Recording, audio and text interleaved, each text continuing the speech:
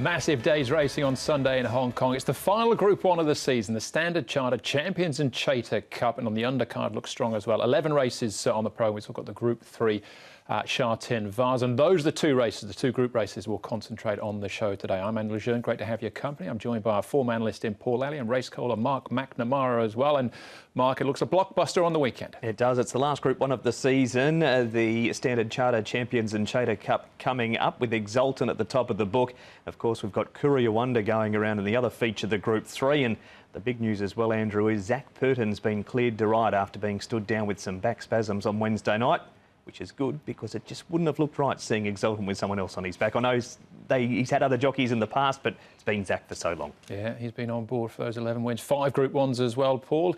Lots of first starters and a huge jackpot in the TT as well. Yeah, biggest jackpot we've had for a while, 21 million starting off in the triple trio. So expect that to get up to in excess of 35 million, 36 million for a single winning $10 unit. So it's looking a really good jackpot. As you say, a lot of the first starters earlier in the card in particular, and a couple I think have got some really good chances as well. All right, OK. You get those race-by-race previews on the website as well, the audio and video section. We're concentrating on the two feature races, though, which are races 4 and 8. This is meeting number 74 of the season. 11 races. We start off with a Pakistan Star Plate. That's a Griffin race over the 1,200 metres. We're concentrating on, though, race 4, the Sha Tin, Vase, and race number 8, the Standard Chartered Champions and Chater Cup. We start with, though, a special guest here on Racing to Win, and that is 3-time Champions and Chater Cup winning jockey Douglas Whyte, now a trainer, of course, and he's got 2 horses in the big races on the weekend, Stronger in the Sha Tin, Vase and Russian Emperor in the Standard Chartered Champions and Chater Cup. Douglas, thanks for your time today. What's the mood heading into the weekend with 2 good chances in the 2 feature races? Yeah, look, optimistic. They're both in great form, so and healthy. We're going in there with chances. Well, let's start with Russian Emperor then. Beaten favourite in the Derby, agonisingly close. They're beaten favourite in the Queen Mother Memorial Cup as well last time out. What was your feeling and your reflections on that race last time? Any excuses for him? I thought there were a few excuses. The sedate tempo wasn't any help to anybody, I don't think. And you know, Russian Emperor faced the breeze the whole way around, and he never really got cover, which is not his usual racing pattern. And I think at a crucial stage when some speed was injected, Karras was trying to get cover, which, you know, clearly it was the right thing to do, but at the wrong stage of the race. So it was just a muddling affair, and I think it's a run that can be forgiven. So you're playing around with the gear a little bit. The blinkers come off, shadow roll goes on, and Alexi Bedell sits on the horse as well. Is this his first ride, first sit on the horse, even at home on track work as well? Yeah, look, I mean, I'm going on based on his last run. He seems to have adapted to the racing style of Hong Kong. I simply put the blinkers on to make him sharper, which that worked. But I do think that over the longer distances with the sedate tempos, I don't think that he really needs the blinkers in order to get him into those forward positions. He's switched on enough now. He's a well-matured horse, so hence the reason for that move.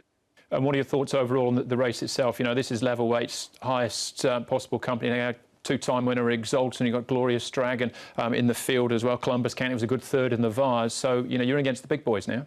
Yeah, look, you know, when you get up to these races, and it looks a nice opportunity for him. I do wish that there was a bit of rain around, which is obviously going to enhance his chances. However, he remains in good form. He's fit, he's healthy, and he deserves to be lining up. Well, let's go back then to the Sha Tin, Vase, which comes early on the programme, race number 4, and you've got Stronger there, who was also agonisingly close in the Sprint Cup 2 starts back, and then last time at the Chairman's Sprint Prize, didn't get the clearest of runs, but how's he been since that run, finished 7th behind Wellington? Yeah, look, again, he's another horse that's been in absolute great form pretty much the whole season. It's been a long season for him. However, he has been a touch unlucky, as you yourself indicated.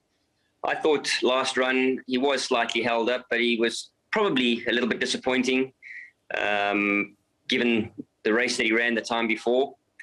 I can't say I've changed much with him. He's just held his form, and he's a horse that's in a great form of health. So again, he deserves his chance to line up.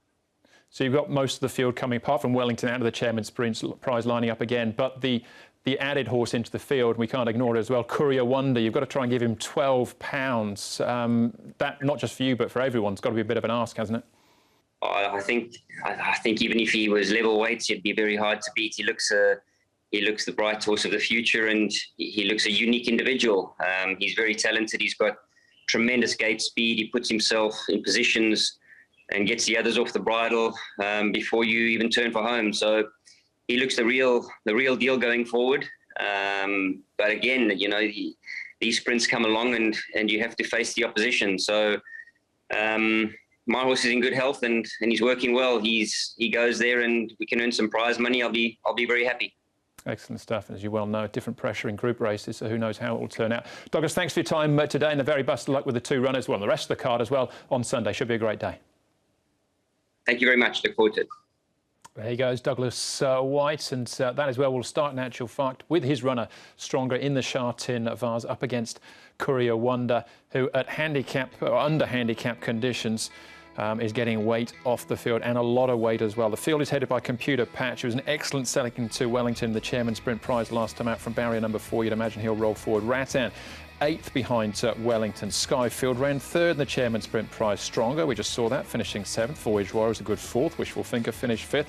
Duke Whyte not out of the Group 1 race, but form around Courier Wonder. He was 5th behind him last time out. And Courier Wonder, 4 from 4 so far, but does take this step now into group company. He'll be ridden by Joe Moreira, of course. All right, so let's have a look at the speed map as far as this one is concerned. Comes up as the 4th on the programme, Mark. And Courier Wonder, who's dictated in lower company here, might have to take the sit this time behind Computer Patch, maybe? He might. It's probably not a bad place to be, because Computer Patch is being rated beautifully in front by Matthew Chadwick of late, Paul, and he would have won that previous start, the Group 1 Chairman's Sprint Prize, except for a very smart horse in Wellington. So I'd imagine he'll lead again. Voyage Warrior is going to be the big turnaround in runs compared to his last start. Yeah, he was wide all the way. He should get this nice trail just in behind. Duke Whyte just behind him. And the other 4-year-old's interesting there, Skyfield. He should get a nice run, and he ran 3rd in that same race. Wishful Thinker and Ratan both needing the speed on. OK, but Courier Wonder, all eyes on him and where he lands as well. He, of course, is trained by John Size, so that's the best place to start, as Ed caught up with him at track work. Courier Wonder, John, takes a step up to group level on the weekend. He's done everything right so far. How confident are you that he can adequately take this step up? Yeah, I think, well, you know, in a Class 2 race you would carry a heavy weight, and I think to avoid that I just put him in the handicap. I think he run well if he gets an opportunity to do his best, and he's got there a little bit too quickly, but we can't complain about that. That's what good horses do, actually. We've seen the sprinting ranks go through a bit of a transition phase here with the retirements of the likes of Beat the Clock and Mr. Stunning. Is this a horse that you feel can take that step up and fill that void? Well, he shows that at this point, because he's got up in the ratings very quickly after 4 starts, and it's just a matter of whether he goes on with it. I can't see any reason why he wouldn't, and that's what we're hoping for. But you sort of learn more about horses the more they race, and obviously he's going the right way, so hopefully he's one of those good sprinters. He certainly looks like it at the moment, doesn't it? Interesting comments there from John as to why he's chosen this race, as opposed to sticking to the class handicap racing mark. But here he is in action. Duke Whyte, I need to take note of him as well, but he's just been just about perfect so far, hasn't he, in his 4 starts? He has, and they've both been back to the trials as well, this pair, and he won that trial. Courier Wonder, Duke Whyte ran 3rd in it, but he's shown versatility as well, Paul, up on the speed. He's sat handy, he's sat in behind horses, and with no weight on his back, he'll turn for home. Lucky patches in this race, highly proactive leads for home. He could not have been any more impressive than what he has been across his 4 starts today. Yeah, exactly. And he's gone up, 48 rating points over those 4 starts, but he has deserved that. He just does everything right, and he just looks a really nice horse, a really exciting horse coming in the future. And with these other horses having to give him weight, he's going to be very tough to beat. This race was actually the same day as the Chairman's Sprint Prize, and his time was 4/10 quicker than Wellington ran in the Group 1. Different races, but just by way of comparison, that's how it stacked up. But if we have a look at that race now, Paul, from the start, the Chairman's Sprint Prize, and pick out a couple of the runners. Yeah, I like Voyage Warrior coming out of this race because he was wide, 4 or 5 wide the whole race. You can see him those blue and white. He's going to get a perfect trail now. Computer Patch, he puts himself in the front, so he's out of trouble. He should go nicely. And Skyfield, he's only a 4-year-old, but look, he's running really well as well. You can see Computer Patch getting across and finds the rail, and Matthew Chadwick just slams the brakes on with Computer Patch up front. And it was really just a sprint home from the home turn. And he may get a similar run again, Computer Patch. You'd think, though, with 132 pounds on his back, Courier Wonder 118, that the Boom youngster's going to outsprint him up the straight. But with no other real leaders in the race, Computer Patch is in front, so he's certainly in the numbers. Skyfuel is a horse with a very, very good turn of foot, and he couldn't get past Computer Patch this day. Carries 130 pounds with the third behind him last time. I wouldn't be surprised if he got past him again. I think we're just playing minor prizes, and wishful thinker, the old boy Andrew. He's been running on well at the end of these races. Might need more speed on than what he's going to get, but thought he could sneak into the top 4. Yeah, he does his thing, doesn't he? Wishful thinker. And Rattan, you can just see him at the back there with Stronger, and we take on board what Douglas Whyte was saying about Stronger's chances as well. So I think they've all got as much chance as the other of them, really. It's just whether one of them can beat Courier Wonder. What do you think, Paul? He's the short price favourite. Yeah, I think he'll win. He's just going so well at the moment, and he's just going through the ranks, and it looks a perfect race for him. He's come up pretty short, 1.4. Voyage Warrior, I think, is going to get a lot better price, and he could be one for the forecast there. Computer Patch from the front, and Skyfield. So 9, 5, 1 and 3. Has to be Courier Wonder. Couldn't have been more impressive. Another step up for him this week, but no reason why on what he's done he can't take that step up. Skyfield's a very fast horse. Computer Patch, they're both Group 1 placed at their last outings, and 6 Wishful Thinker. He ran 5th and took some ground off them in an unsuitably run race. 9, 3, 1 and 6. Yeah, Courier Wonder for me as well. Different sort of pressure in a group race, but because it's a handicap, I think he's going to take the world of beating once more. I think he can go into the off-season unbeaten in 5 starts. Part 2 to come. We'll have all the best bets. Plus, we're looking at the feature of the day, the Standard Chartered Champions in Chater Cup.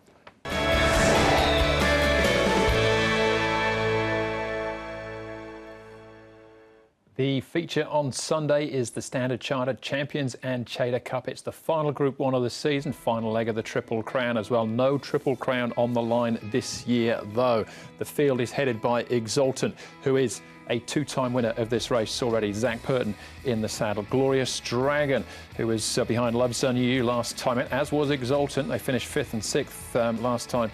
Columbus County behind Butterfield. That's £11 turnaround for his beating last time out. Russian Emperor beaten favourite in his last 2 starts. Butterfield's won 2 of his last 3. Panfield behind Butterfield last time and coming out of the Derby as well.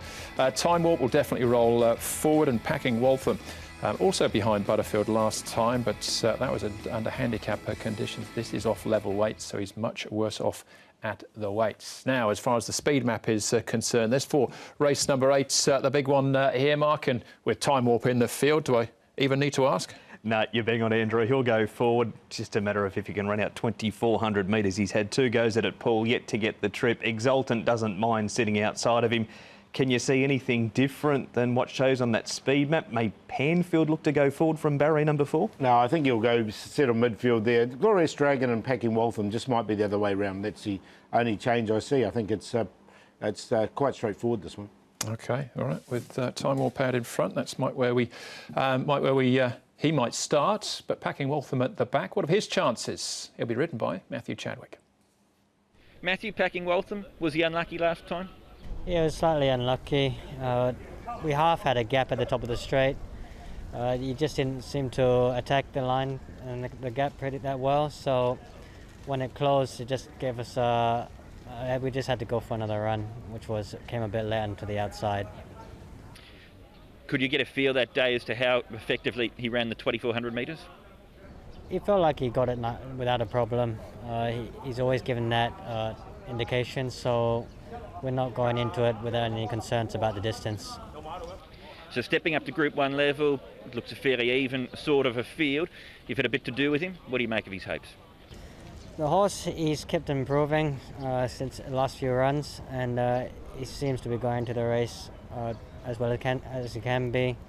He still needs to take a step up, and in order to beat the the higher rated horses, Exultant especially, and Columbus County. So the 4-year-olds would like to just have to step up a couple of lengths just to put themselves in the picture.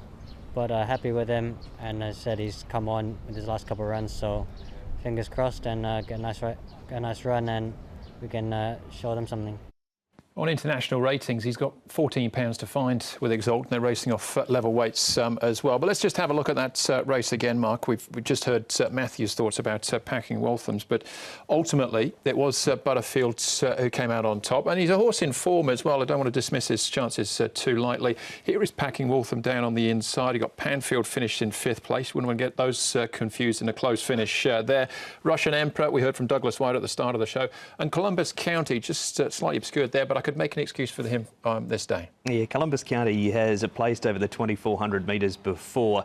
Butterfield's going to get a similar sort of run. He had barrier number 5 in this race. He's got barrier 2. Now, he's proven over 2,400 metres in multiple countries because he won over the trip in Brazil, and he's now won this Group 3 race here, Paul. So I've got him in on a minor line, Butterfield. Concerned about Russian Emperor. He's now failed twice over the 1.5 mile here and also in the Derby prior to arriving. I thought Panfield might have finished the race off better than what he did in this too. Yeah, there's a little query over that Derby form when these horses have come out, haven't they? And Butterfield did win nicely. Now, he had the perfect run in the race, and it was a funny run race, though. You can see with those horses that were in the front, they sort of really walked them halfway down the back straight. All right, this is potentially the horse they have to beat, though, Exultant. And Tony Cruz, Paul, has sent his star up to Chungfar for a bit of a freshen-up. He has, just as something different, because the horse hasn't won this season now. And saying that, he's had the 6 runs and he's had 4 seconds, and they've been in the highest company. So he's just not exactly the same horse, I think, as he was last year. I think sort of age has caught up to him a little bit. He's still one of the major chances, and I think this is a really good opportunity for him as well. This trial was okay. I thought he was just pushed out a little bit at the end, though.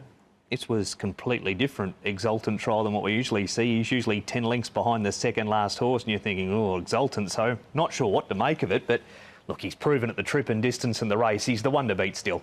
All right, what about Glorious Dragon, the group winner early in the season? But this is under handicap conditions. Beats Butterfield into 2nd place. Columbus County finished 4th. And the other one to take note of is good old Time Warp, Mark. Yeah, I think he'll struggle to run out the 1.5 mile Time Warp. He's going to be in front for a long way, and he was gone up the 200 metres, as we heard from Harry in the interview last time. An extra 400 metres to cope with here. Got Butterfield in, we touched on him.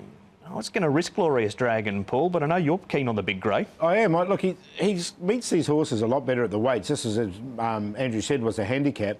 Now on level weights, he's 15 pounds with Butterfield. He's better off, and he beat him. And I just think this could be his race. With Exultant not up to sort of the standard from last year, I think maybe this could be his opportunity. OK, all right, that's Glorious Dragon then. But at this stage, Paul, punters are with Exultant to make it 3 in a row. Yeah, there's the fairy tale for him to win, to make it 3 in a row. But I'm going to try and spoil that fairy tale and go with Glorious Dragon to beat him. I just think he'll come up a decent price as well.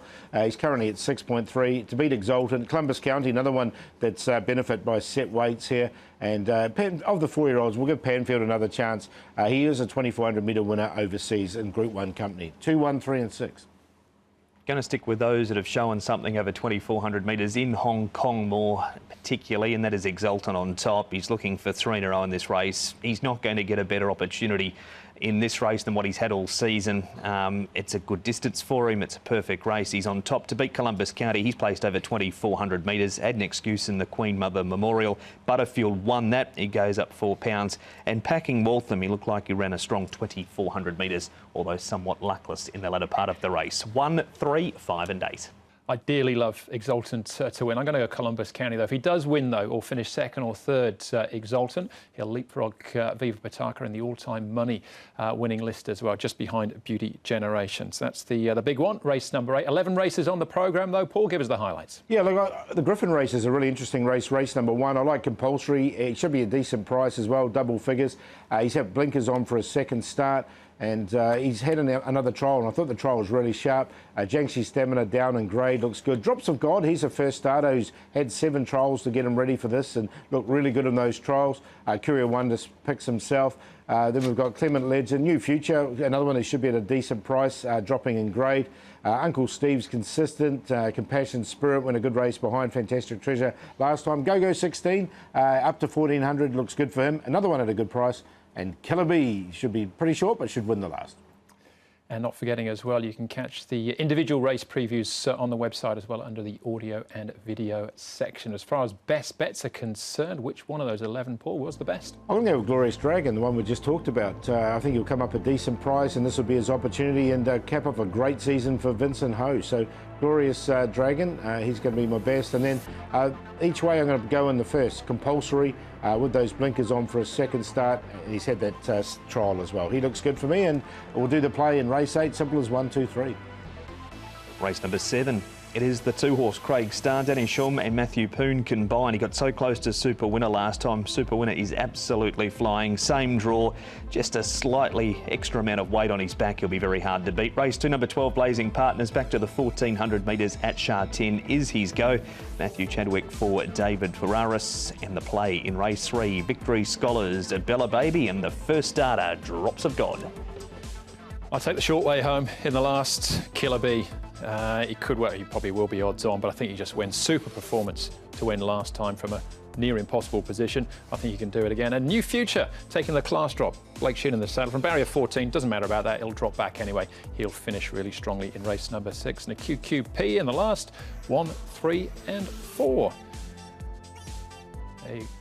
There you go. That's Sunday taken care of. Happy Valley midweek. And then next Sunday back at Sha Tin, Michael, we get the Derby winner in the Lion Rock Trophy. We will in Sky Darcy. So, yeah, the Group 1 finishes this week, but there's still a Group 3 at least coming up on Sunday week as well. It'll be good to see Sky Darcy back. Yeah, I'd like to see him, Frank, sort of that form. He's obviously back in trip now, which will really suit Sky Darcy. It certainly will. Plenty more good racing still to come here in Hong Kong, despite this being the final Group 1 of the season on Sunday. That's the show, though. Thanks for watching. On behalf of Mark, Paul and the rest of the team, hope we'll see you at Sha Tin on Sunday. We will be racing to win.